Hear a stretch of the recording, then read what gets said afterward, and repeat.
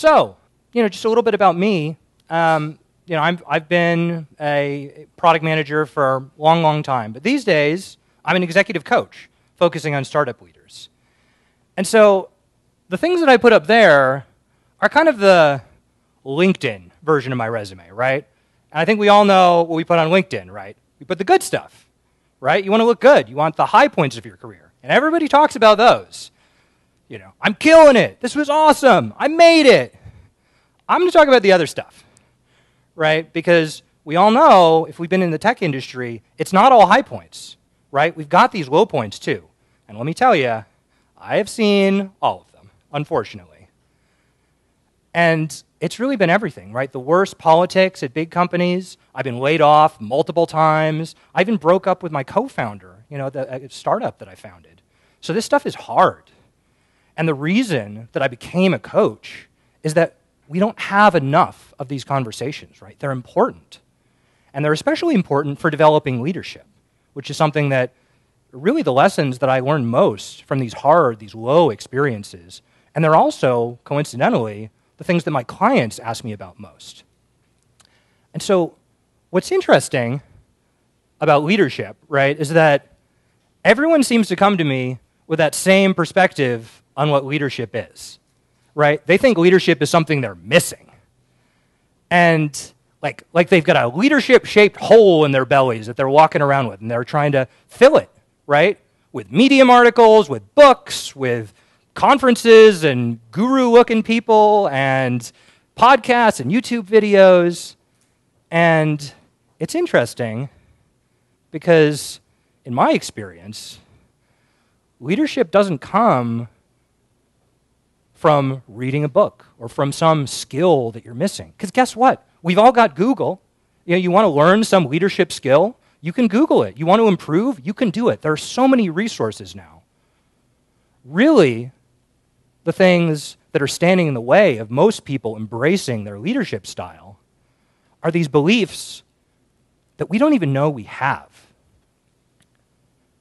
And these beliefs can really be that barrier that keeps us from truly stepping into being a leader in our own way. And so this begs the awkward question, which beliefs are limiting your potential as a leader? Because we've all got blind spots, right? Things we're maybe a little uncomfortable talking about. It's not quite so easy to think about. I mean, it might be something that brings up a little fear or doubt, right? It might be something that you've got an idea, but it seems ridiculous. It's too embarrassing to say it out loud. And so these are the things that, even if they might seem small, they're what's really holding us back. And believe me, I'm no better than anyone else. I've got these too, right? And that's what led to a lot of these stories I want to tell you folks, because I went through the hard way of learning these lessons. So thank goodness you folks will not have to do that. So let me tell you a few stories from my days at various places in Silicon Valley. So first one's from Adobe. Great company. They taught me everything. I mean, not just product management, but how to be effective, right? How to get stuff done, how to communicate, how to influence. And so I'm so grateful for my time there. I'd never take it back. But I was there 8.5 years. So when I started there, I was 22 years old. I was straight out of grad school. I had all the buzzwords like Ajax and DHTML. I was pretty cool, or I thought so anyway. And I loved that role. I loved kind of going into a middle-aged company, shaking things up, getting crazy.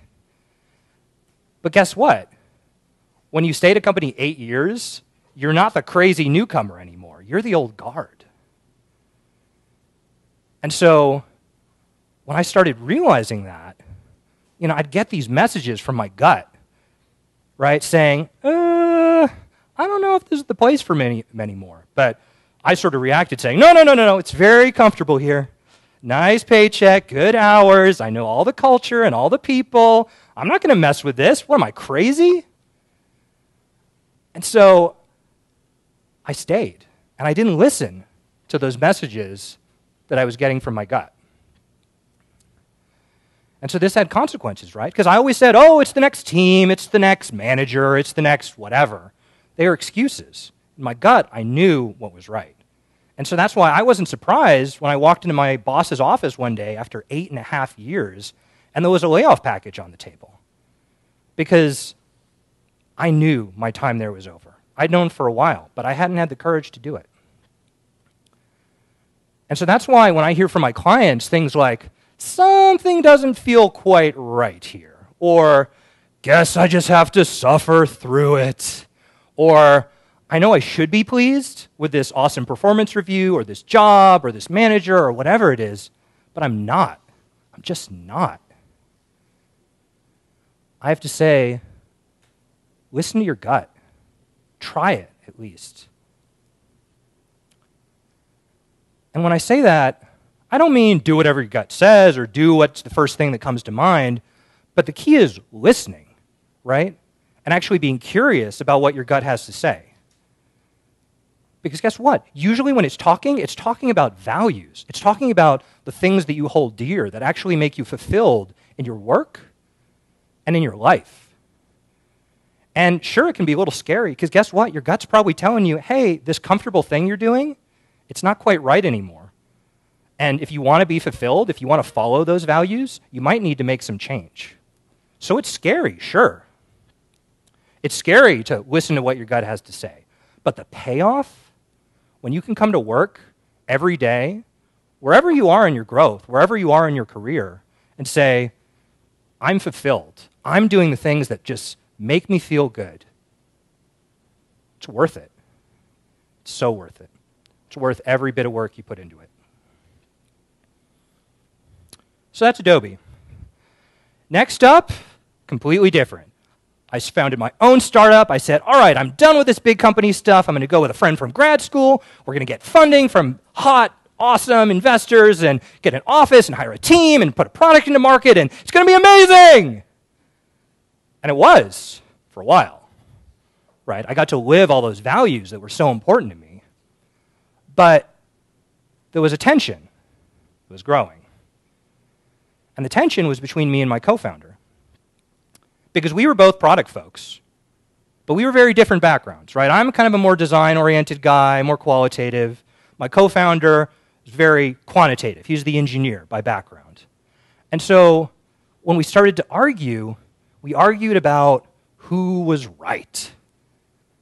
I'm right, I'm right, I'm right, I'm right.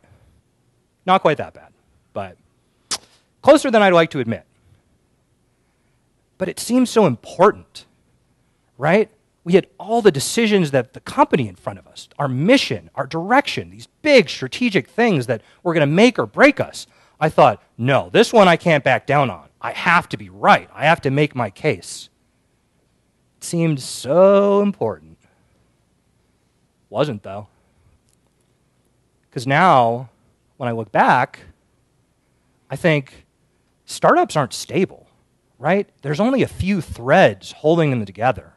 And the thing that was holding our company together was our relationship. My job wasn't to be right. My job wasn't to win arguments with my co-founder. My job was to make this company successful. And when we let our relationship deteriorate, and in the end, into breaking up as co-founders, I mean, we'd failed not just ourselves, but our own employees, the people who loved our software and sort of wanted us to grow and succeed. And so that's why when I think about that, and I hear things from clients like, he's not doing it right, or I just can't get through to her, ugh! Or even, I might as well just do it myself, right? The ultimate manager's point of giving up. And so I have to gently suggest, why not let go of being right? Is it your job to be right? Or is it your job to build a great product, to build a great team, to build a great company? I think you'll find if you think about what your job really is, it's probably not any of that little stuff. It's probably not winning the argument in the meeting or on Slack or whatever it is. It's probably about this bigger stuff. And so when we let go of our ego and let go of that feeling, that good feeling that comes from fighting for being right, and we really assign ourselves this job of making ourselves successful at this bigger mission, that's when you step into your role as a leader, right? And that's the opportunity we have when we let go of being right. So, next up, Slack, my claim to fame, my only claim to fame. So, when I left YesGraph, I thought to myself, all right, I am done with this drama, right? I'm just putting my head down and I'm going to work, right? I've been doing product management for years. I know how to do this. It's going to be a walk in the park. And I knew from that first moment that Slack was going to be special, right? I knew it. And it was from the very first moment. We were growing like crazy, getting all this PR. We felt like we were really impacting the culture, the industry. And yet, I didn't really understand what my job was. Because I thought it was all the conventional stuff, right? Talking to customers, building a product team, building process, getting features out there. But guess what? That's just, the day job, so to speak. What I didn't know at the time was that Slack was the CEO's baby. He put his heart and soul into that software. He'd been acting head of product forever. And so when he hired someone to start the product team, when he hired me, he didn't hire someone to write specs or to talk to customers. He was hiring someone to take care of his baby. And that's a very, very different job description. And so I shouldn't have been surprised, but I was when a month into my work there, I got an email on a Sunday night. I'd just come back from my bachelor party backpacking trip in the Sierras saying I was fired. He said, you know what, looks like it's not working out, so let me know how you want to wrap it up, real cash. And I thought to myself, I panicked, right? Panic mode immediately. Fortunately for me, panic mode is productivity mode. So I wrote a whole email saying, I love this team, I love this company, I love our mission, I want to be part of this. Let me know what I can do to make this right. And lo and behold, my panic mode productivity paid off because Monday morning I had my job back. But it came at a cost, right? Because now there was the fear. Because I knew something was brewing, something I was doing, and I thought I knew everything. Something was not right. And when I really dug into it, I thought, well, there's something different here. I need to build trust. I need to do all these things, but that fear was already paralyzing me, right? And so again, I shouldn't have been surprised, but I was again, or maybe I was a little less surprised, when 3 months later, I got fired for the second time. Second time was a little bit different, right? Second time was more, we're going to eliminate your position, and we want you to do this other thing, and which I was not especially excited about. So again, panic mode helped me out. Full-on panic, wrote a whole new job description, a whole new plan for how to do product development to try to address some of these issues that we'd been dealing with. And again, I pulled a miracle out of the jaws of death. This plan got distributed to the executive team, we got buy-in, we got CEO's approval, and all of a sudden, I had my old job back again. Unbelievable, right? And so, you might think this is a victory, but it's not a victory. Because you folks have only heard the 2-minute version of this story, and you probably already know the two things that were hanging in the air between us now. Because number one, CEO didn't think I was doing a good job. Newsflash, you don't get fired twice in 3 months if you're doing a good job, right? I think this is not controversial. Number two, is that I was terrified every minute of every day, right? Because trust had been broken, right? If there was ever going to be trust. And so I sat there, right, trying to make it right, trying to do what I could, but ultimately just living in fear of what was going to happen next. When is the other shoe going to drop for the third time, depending how you count? And you might think, okay, this is a little dramatic. This has got to have come out. Don't you have one-on-ones? Yeah, we had one-on-ones. But people's power of avoidance is amazing, or mine is, anyway.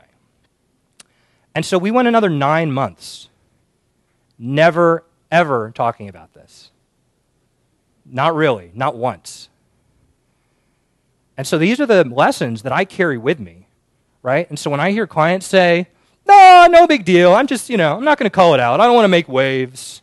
Or, I don't want to be negative. I don't want to be that guy. Come on. Or even, she's the boss. He's the boss. I can't say that. Not to him, not to her. Say, it sounds very reasonable, but you got to name the elephant in the room. You have to. Because if you don't, that elephant just gets bigger. Elephants are already pretty big. You get even bigger, they squeeze out all the air, they squeeze out all the options. You're stuck in this room where you can't do anything. And when you do name that elephant, guess what? It's not an elephant anymore. It's just a regular business problem, like any other problem you might solve at work. It's something you can move on from. It's something you can do something about. And so it's our responsibility as product people, as leaders, to do these things, to even when it's hard, even when it's uncomfortable, to step into that role and say, I'm going to name this hard truth. Because if it doesn't, it's not just about, the impact on your career. It's about the impact on your team. How many hard truths are you folks holding on your teams that haven't been said? And what would be the impact if you had the courage and the leadership to say them out loud? All right, last story. This one's less dramatic, I'm sorry. But probably had our nice high as far as drama goes. And so this current story is about my current gig, which is coaching, and it's been amazing. But I didn't know that was going to be my next step after Slack. I mean, I was broken after I left there, right? Because I thought, I've lost the biggest opportunity I've ever had, right? Only a year at this company that could have, changed my career. Could have been VP of something. I don't know. And I felt sorry for myself. I felt like a failure. But I didn't stay in that perspective because I knew if I just feel sorry for myself, if I stick with that, they're like, whoa, where nothing's possible. What was that going to get me? Nothing. Definitely nothing. And so I chose the perspective of telling my own story. So I started doing writing and speaking like this. Because for me, Slack wasn't a failure. It was an amazing achievement. We did so much there, and I had so many lessons that I wanted to share with people. And if you go to my website, I've got lots of talks on what I learned at Slack. But for me, it was really about realizing that I was a choice. I could choose the perspective I wanted to take on the world. So I got out there and started trying on perspectives for what was going to be right for me. I tried on doing a VP product role, right? Interviewed a bunch of companies, very prestigious, awesome places. But my wife and I had just had a baby. I thought to myself, another super stressful, super time-consuming job, no guarantee of success, high likelihood of failure. Maybe not the right one for me. I thought about VC. Super prestigious, right? Very fancy jobs. But I'm a people person, right? I mean, I can't imagine a life where I'm measured just by dollars. I looked at consulting. I did some consulting for early stage startups looking to build product teams. And the value wasn't in the deliverables I gave them. The value was in the one-on-one conversations I had with my project sponsor. Because these are people that are trying to do something big, something meaningful for their teams. And often, they didn't have a lot of people to support them or to talk to. And so I was able to be that person. And when I saw the impact that I could have in an hour with someone in a conference room, just talking to them about what was possible for them in their life, I knew that was the right path for me. And it's not because it was without risk. Whole new industry, whole new job, starting my income from scratch, from zero. There's plenty of risk there. But I really never had a moment of doubt because when you actually try on the different perspectives and choose the one that feels right in your gut, you know what to do. And so when I hear again from clients, that's just the way it is. Or there's nothing I can do about it. I'm stuck. This is just the reality I'm living in. I have to challenge them a little bit and say, why not choose a perspective where more is possible? Because there's never one perspective on the world. I hope you don't believe there's one way to see reality. We all have the responsibility to choose the perspective that offers us the most. Not just for ourselves, again, but for our teams, for our companies. That's what makes us visionaries and leaders, right? Not just settling for that stuck feeling of, oh, there's nothing we can do. We better just settle for this uncomfortable compromise. But to say, there's probably more than one way to think about this. So why don't we get curious and really, really look at what another perspective could be and what it might offer us. Because when you do that, it's a lot more than just thinking outside of the box, right? It's really challenging that stuck perspective and saying, no, that's not the kind of thinking I want on my team. And I know, and I can show you all, that there is a perspective that offers us more possibility, more progress, more of everything that we want.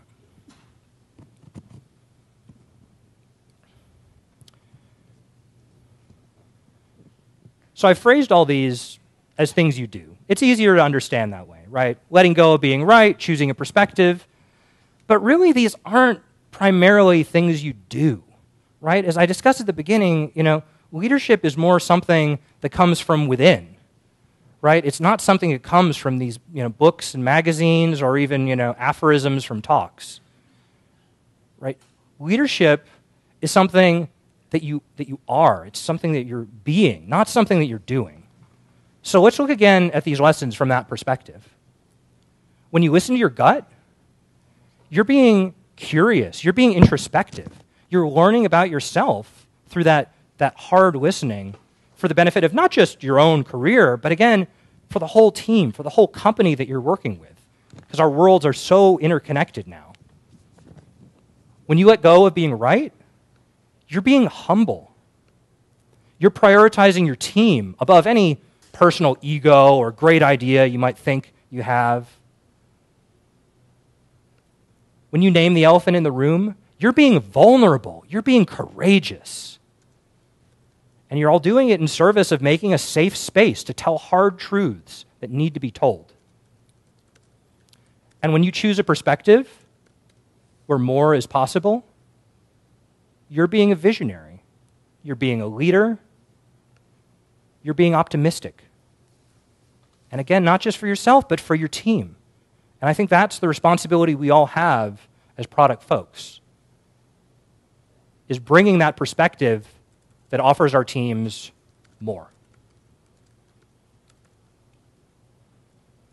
So as you could probably tell, these lessons mean a lot to me. They were hard-won, so you get them for free. Okay, almost free. And it's been really meaningful for me conveying them to my clients and to you folks as well. So my challenge for all of you is, I know these things sound simple, sounds like it might be nothing. It's not nothing. Try embracing them in your own lives and seeing what they make possible. That's it. Thank you.